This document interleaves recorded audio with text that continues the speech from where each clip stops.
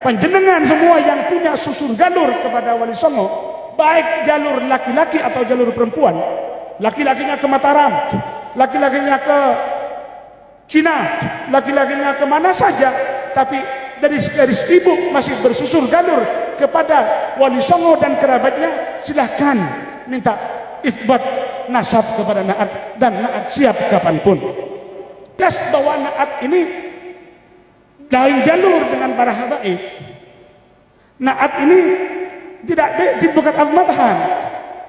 Ini buktinya sejak 2019, bukan karena ada polemik nasab kemudian Naat lari dari al-madhan, bukan. Bayangkan 2017, 18, 19, 5 tahun sebelum polemik nasab, Naat sudah tidak ke al-madhan, silsilah pada Wali Songo ini. Saudara sekalian, beberapa hari yang lalu ada seminar internasional nasab Wali Songo oleh Nakib An-Naqobah As-Sadatil Ashraf, saudara sekalian, di mana sebagai pematerinya yang akan kita sama-sama saksikan sebentar lagi, saudara sekalian, yaitu Ki Haji Raden Ilzamul Soleh. Nah, jadi Ki Haji Ilzamuddin Soleh ini, saudara sekalian, luar biasa. Nanti beliau akan menampilkan berbagai macam manuskrip Jawa. Dan ternyata nasab daripada Wali Songo itu mempunyai jalur tersendiri. Tidak seperti apa yang selama ini kita dengar, terutama dari Kelan Ba'alwi yang mencangkok daripada nasab mereka itu dari jalur Wali Songo juga, saudara sekalian. Selengkapnya mari kita sama-sama simak video berikut. Silakan. Assalamualaikum warahmatullahi wabarakatuh. Stop di sini dulu. Bismillahirrahmanirrahim. Alhamdulillahirabbil alamin wassalatu wassalamu ala asyrafil anbiya'i wal mursalin sayyidina Muhammad wa alihi wasallam ajmain, amma ba'du. Langsung saja karena kita diberi waktu, saya mewakili Naat hasil riset tim 9 Naat selama ini tentang Wali Songo, baik yang Al-Husaini ataupun yang Al-Hasani, akan mempresentasikan dengan judul sebagai berikut: Risalah Wali Songo berdasarkan manuskrip Jawa, manuskrip Yunan, dan manuskrip Bukhara. Ini yang penting, bukan kata saya, kata manuskrip Yunan, manuskrip Jawa, Yunan, Bukhara. Sehingga kalau mau komplain, jangan komplain saya, nanti komplain ke manuskrip. Untuk translator sambil lalu dibisik-bisiki biar tahu nanti anunya apa maksud saya itu. Baik, lanjut. Sudah tahu profil organisasi Naat, terus lanjut. Nah, ini Naat waktu deklarasi Naat dulu tahun 2017. Lanjut lagi. Nah, ini bagi yang baru bergabung di Naat, ini cikal bakal Naat. Naat berdiri tahun 2017, jauh sebelum adanya polemik nasab. Sehingga jika ada statement Naat berdiri karena ada polemik nasab, itu adalah suatu kekeliruan yang sangat fatal. Ini buktinya. Lihat, ini wajah wakil ketua yang pakai baju hijau itu, masih culun sekali. 2000, masih satu istrinya beliau, sekarang sudah 3. Ya. Itu masih satu. Ya, ini bukti bahwa Naat berdiri 2017 bukan bermaksud merungkatkan nasab seseorang, Naat berdiri bukan untuk caci maki, tapi Naat berdiri untuk menyatukan yang terserak, menyambung silaturahim. Ini tujuan Naat. Lanjut. Nah, ini mengumpulkan yang terserak, menanam, tidak hanya memanen. Ini visi utama Naat. Lanjut. Nah, ini pengurus, beliau yang mendampingi saya, beliau pengasuh pondok pesantren Sidogiri, ketua Dewan Mustasyar, beliau Rois Suriah Kiai Hasan Malik yang sekarang pakai kopiah hitam ini, tidak mau ke katanya pakai preman saja. Tadi setelah saya tanya, yang terakhir saya. Lanjut, Dewan Pengurus. Nah, ini LP3SM ini, bagian nasab ini, tugasnya. Ayo lanjut. Nah, ini juga bukti bahwa Naat ini berdasarkan manuskrip yang didapat oleh Naat sejak tahun 2019. Ini itsbat dari Naqabah Sadatil Ashraf bil Mamlakah Al-Maghribiyah Syarifah yang dikeluarkan oleh Nakib Maulai Muhammad Rashid tahun 2019. Ini sudah jelas bahwa Naat ini lain jalur dengan para habaib. Naat ini bukan al-madhan. Ini buktinya sejak 2019, bukan karena ada polemik nasab kemudian Naat lari dari al-madhan, bukan. Bayangkan 2017, 18, 19, 5 tahun sebelum polemik nasab, Naat sudah tidak keazbatkan silsilah pada Wali Songo ini. Lanjut. Nah, ini syahadat dari Naqab Ashraf Pakistan yang barusan 2024. Nih, dari Syekh Jamaluddin Al-Kabir, Naqabah Pakistan. Lanjut. Ini dari juga Syekh Jalaluddin yang makamnya ada di makam Jawa Dorobukti.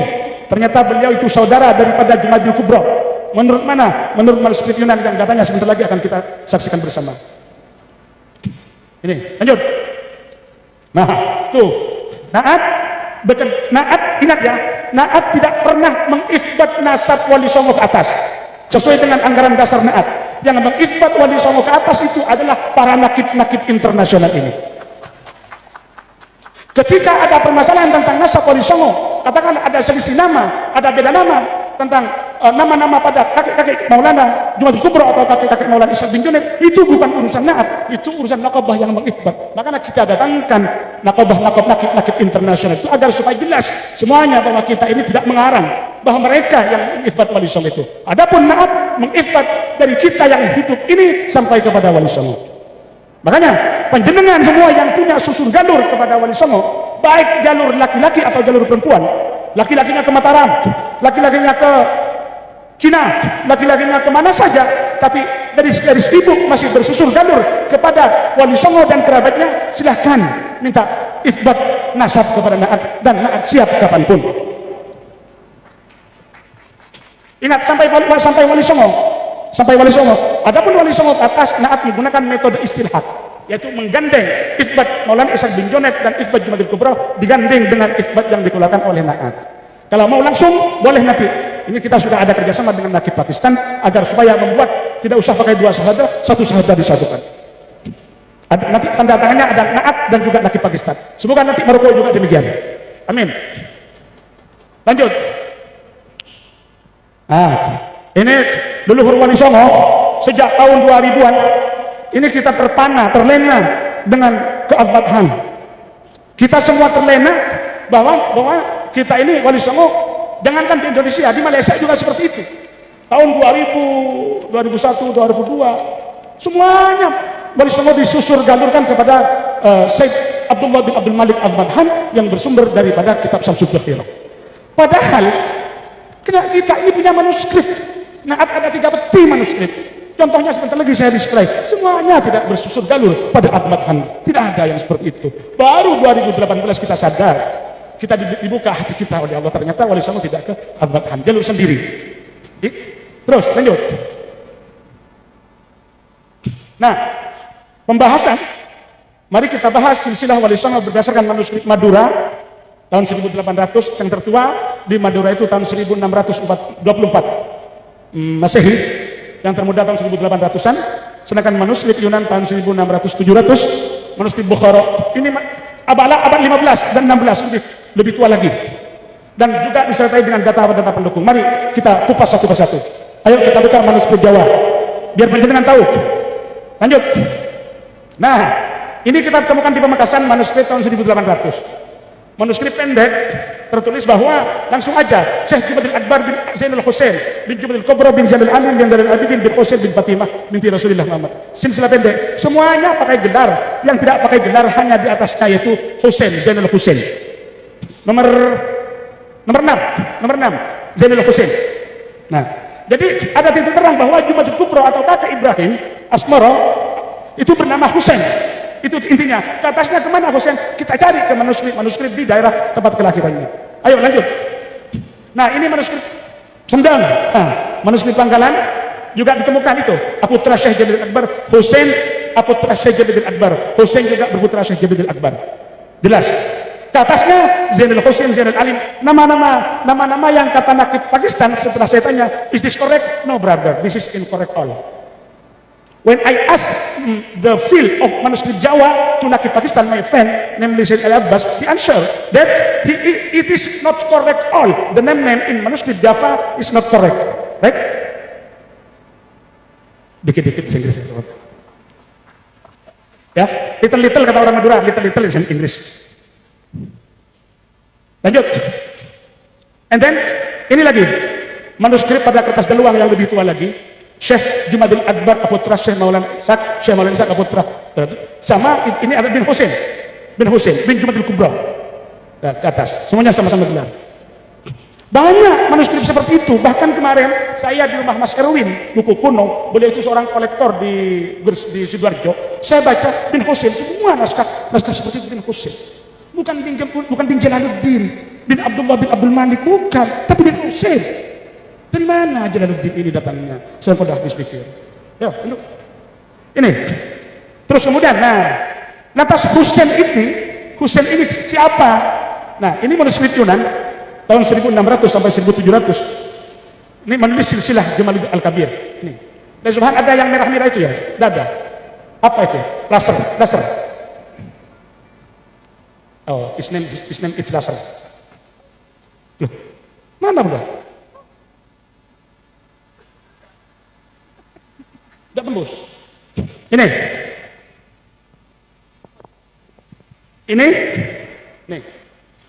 Di sini Husain di manuskrip Yunan tahun 1600 sekian. Ini saya tanya tadi kepada Sayyid Ali Abbas, wahai my brother, I ask you, is this manuscript only one or banyak halaman? Bahasa Inggris gitu.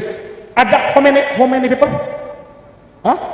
600 paper, ada 600 halaman manuskrip Yunan ini cuma diambil satu oleh laki Pakistan. Jadi banyak, bukan hanya satu. Kalau saya hanya satu mungkin terkesan editan, tapi dilihat dari modelnya ini jelas model Cina tulisannya.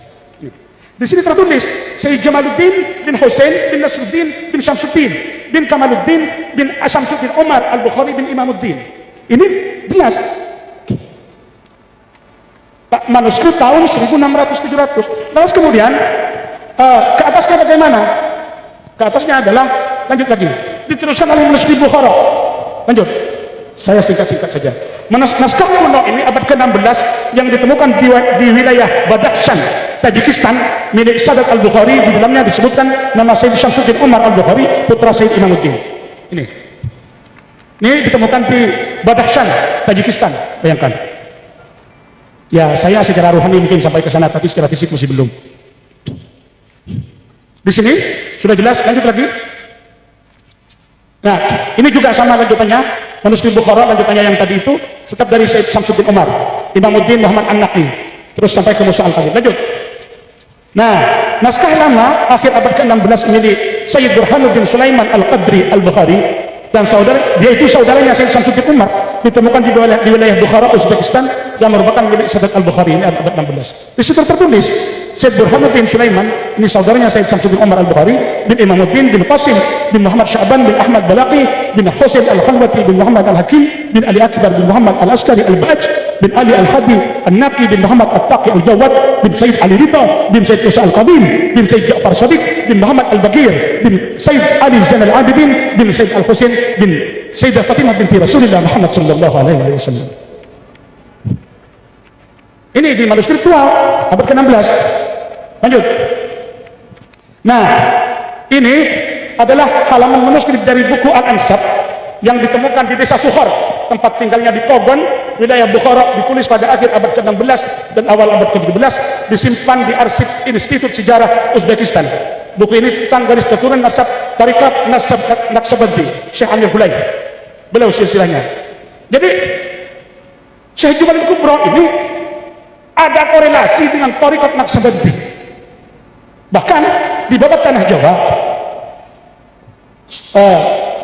Sunan Giri winulang ngaji teng Sunan Ampel putus sadayani, lengkap sadayani, putus ilmu tarikat, hakikat dan ma'rifat. Sunan Ampel kemudian di situ mengulang Tariqah Suluk Naqsabandi, itu di babak tanah Jawa.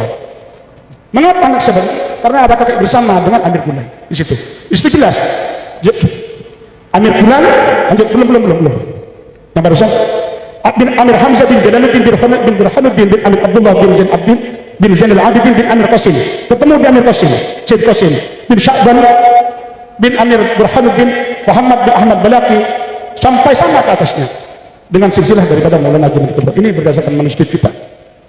Terus kemudian pertanyaannya, apakah benar Husain ini punyanya pada Husain?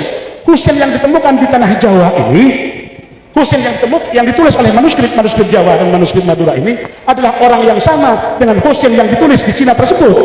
Kita ada data pendukungnya, yaitu lanjut. Nah, ada kesamaan budaya. Nih, Muslimah Bukhara lihat cara berpakaiannya, nih orang dulu sama dengan nenek-nenek kita. Ya, Bunda, di Malaysia orang dulu nenek-nenek kita pakai busana seperti itu, Bunda. Ya, Bunda tuh. Sama. Itu Muslimah Jawa, Muslimah Cina, Muslimah India. Brother, saya lihat bas, brother. You look in your behind the Muslimah in India. The old. Same with Japanese Muslimah and Bukhara Muslimah. The way of use the clothes.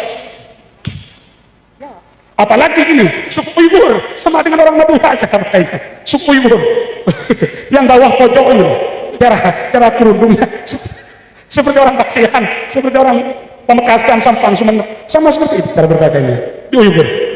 Ini ya. Dan banyak kesamaan budaya-budaya yang lain. Nah, ini faktor yang membuat faktor pendukung yang mengatakan bahwa Husain yang dimaksud betul itu adalah Husain yang sesuai dengan manuskrip yang ada di Cina, Yunan tersebut. Lanjut. Nah, kesamaan lisan. Nah, ini sering diinterpretasikan oleh orang hanya karena kesamaan lisan langsung dia dikatakan sebagai din. Ini tidak benar.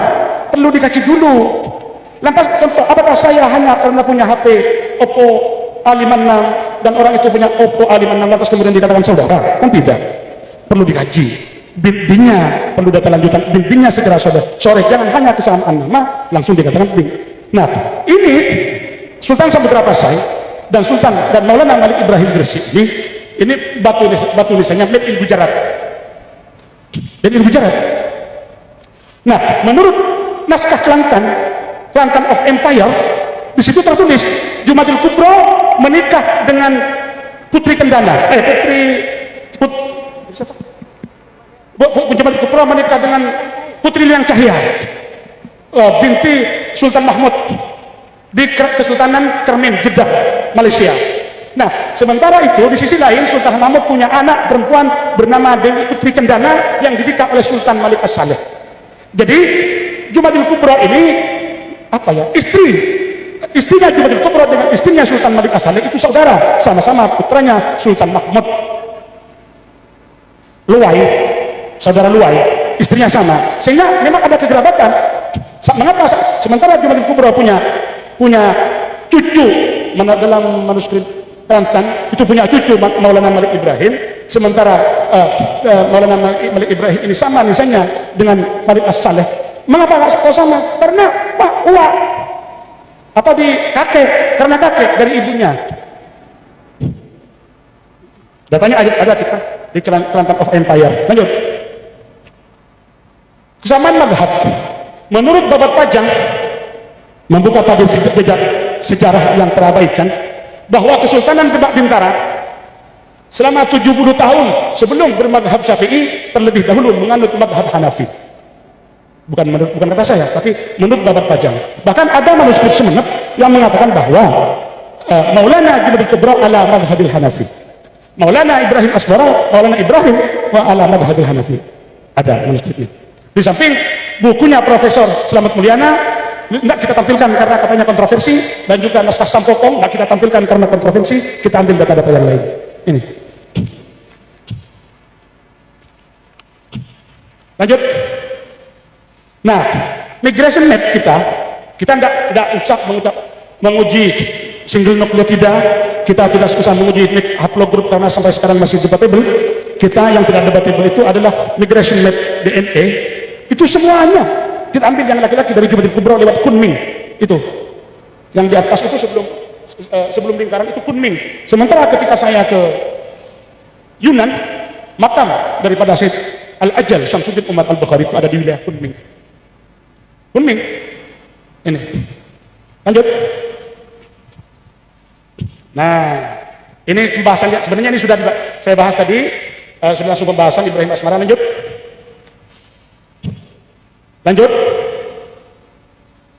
Nah, Husain bin Nasruddin Dalam manuskrip Yunan tertulis bahwa Said Husain putra Said Nasruddin ini punya putra 7, satu Ummu Kulsum.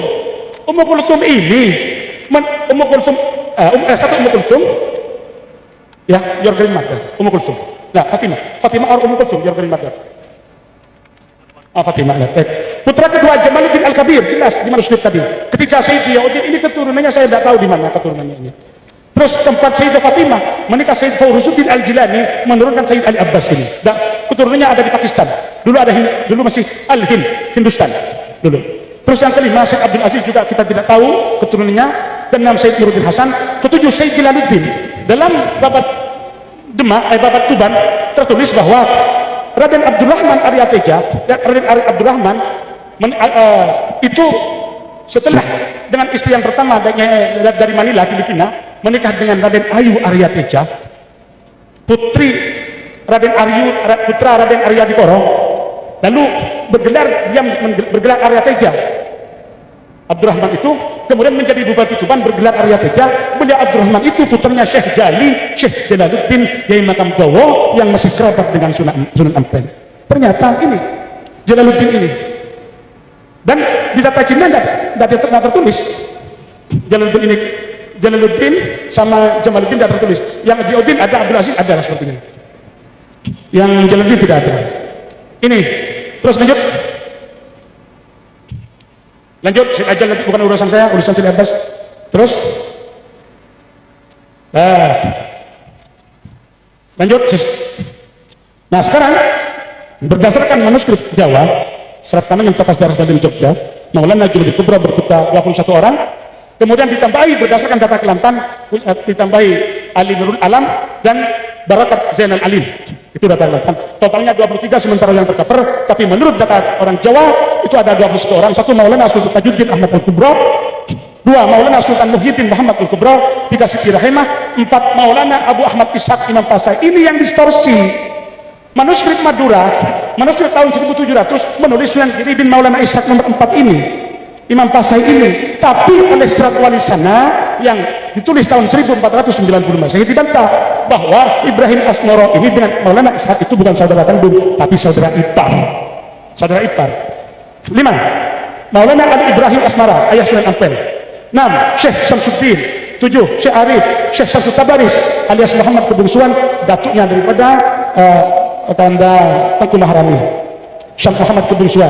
Syekh Ratis, Syekh Hasan Ali, Syekh Hasan Besari, Syekh Ibrahim As'ari. Ibrahim As'ari ini makamnya ada di Jawa.